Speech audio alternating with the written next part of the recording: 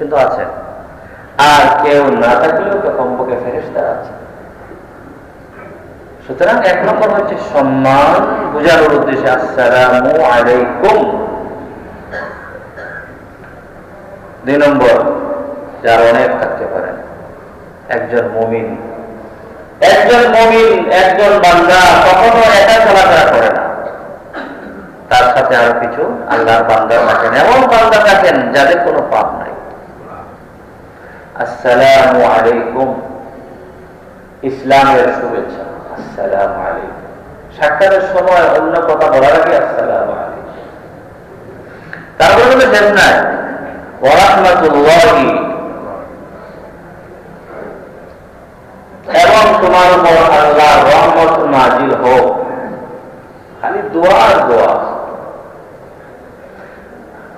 ওয়া বারাকাতুহু, এবং আল্লাহর পক্ষ থেকে বরকত নাজিল হোক। দেখেন কি সুন্দর। সুতরাং 1 নম্বর ইসলাম যে শান্তির ধর্ম, 1 নম্বর ইসলামের মূল দাবির মধ্যেই শান্তির কথা আছে, সালাম থেকে ইসলাম।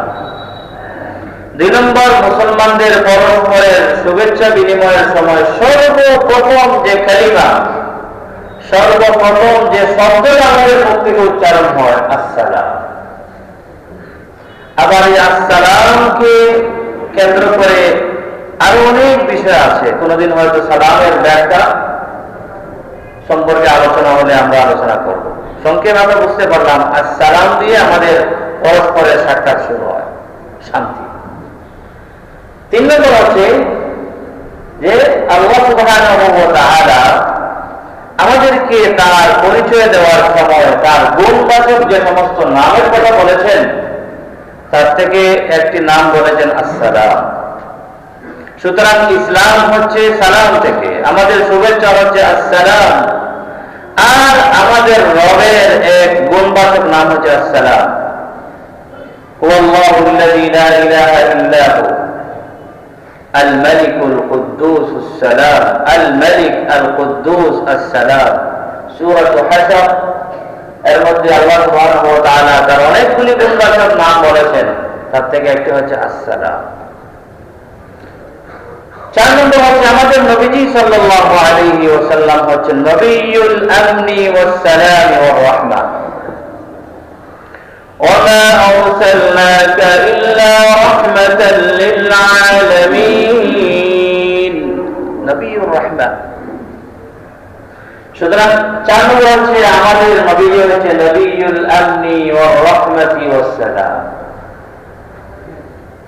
5 নম্বর হচ্ছে আমরা দুনিয়াতে এই ইবাদত বন্দেগী করার ওসিলায় আল্লাহ সুবহানাহু ওয়া তাআলা আমাদেরকে আখিরাতে যে ঘরে স্থান দিবেন, যে জায়গায় স্থান দিবেন, তার এক নাম হচ্ছে দারুস সালাম।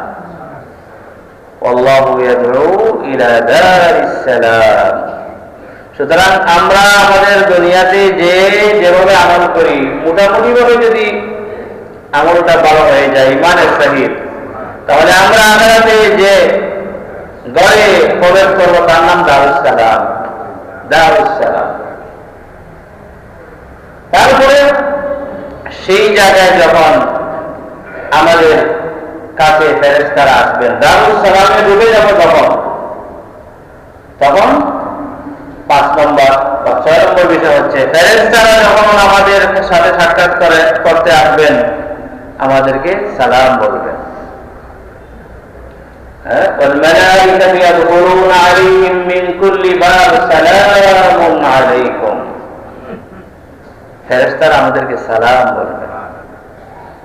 এবং আমাদের পরস্পরের মধ্যে যখন সাক্ষাৎ হবে, আমরা একে অপরকে সালাম বলবো, তাহিয়াতুহুম ফিহা সালাম وآخر دعواهم أن الحمد لله رب العالمين, সালাম। তারপর সালামুন কওলাম মির রাব্বির রহিম, আল্লাহ পাক আমাদেরকে সালামুন কওলাম মির রাব্বির রহিম। সুতরাং সালাম সালাম সালাম, ইসলামের সবকিছু সালাম, শান্তি শান্তি। কিন্তু কিছু সংখ্যক মানুষ ইসলামকে ভুল বোঝার কারণে ইসলামকে আর সালামের উপর রাখতে দেয় নাই, ইসলামকে সালামের উপর আর থাকতে দেয় নাই। আবার কিছু মানুষ সঠিক বোঝার পরেও নিজের স্বার্থে আঘাত আসবে বিদায় ইসলামকে সালামের উপর থাকতে দেয় না। সুতরাং আমাদের ইসলাম ধর্ম হচ্ছে দ্বীনুস সালাম। আমাদের রব এক সিফাতি নাম হচ্ছে আসসালাম। আমাদের ইসলামের পরস্পরের মাঝে শুভেচ্ছা বিনিময়ের সময় সর্বপ্রথম কথা আসসালাম। আমাদের নবীজি হচ্ছেন আসসালাম, নবিয়্যুস সালাম ওয়া রাহমা। আমাদের ইসলামের মূল ধাতু হচ্ছে সালাম। আমাদের ইসলামের উপর আমল করার পর আখিরাতে যে ঘরে গিয়ে প্রবেশ করব সেই ঘরের একটি নাম দারুস সালাম। সেখানে যখন আমাদের সাক্ষাৎ হবে সেখানেও আমরা একে অপরকে বলবো আসসালাম। ফেরেশতারা যখন আমাদের কাছে প্রবেশ করবেন সেখানেও তারা আমরা বলবেন আসসালাম। রব্বে করিমের পক্ষ থেকে আমরা বলবো আসসালাম। সুতরাং শান্তির ধর্ম ইসলাম। এই দুনিয়াতে টেকসই সঠিক অর্থের শান্তি প্রশান্তি আসতে হলে ইসলাম লাগবে, সঠিক অর্থের ইসলাম লাগবে। আল্লাহ সুবহানাহু ওয়া তাআলা যে আমাদেরকে ইসলাম ধর্ম গ্রহণ করার তৌফিক দিয়েছেন, এটা আল্লাহর পক্ষ থেকে বহুত বড় নিয়ামত। সেজন্য আমাদের সবসময় শুকর আদায় করতে হবে এবং সঠিক অর্থের ইসলাম আমাদেরকে লালন পালন করার চেষ্টা করতে হবে। আল্লাহ সুবহানাহু ওয়া তাআলা আমাদের সবাইকে সহি সমঝ দান করুন এবং আমাদের সবাইকে সঠিক অর্থে মুসলমান হওয়ার, সঠিক অর্থে মুসলিম হওয়ার তৌফিক দান করুন। ওয়া সাল্লাল্লাহু ওয়া সাল্লাম আলা সাইয়্যিদিনা ওয়া নাবিয়িনা মুহাম্মদ।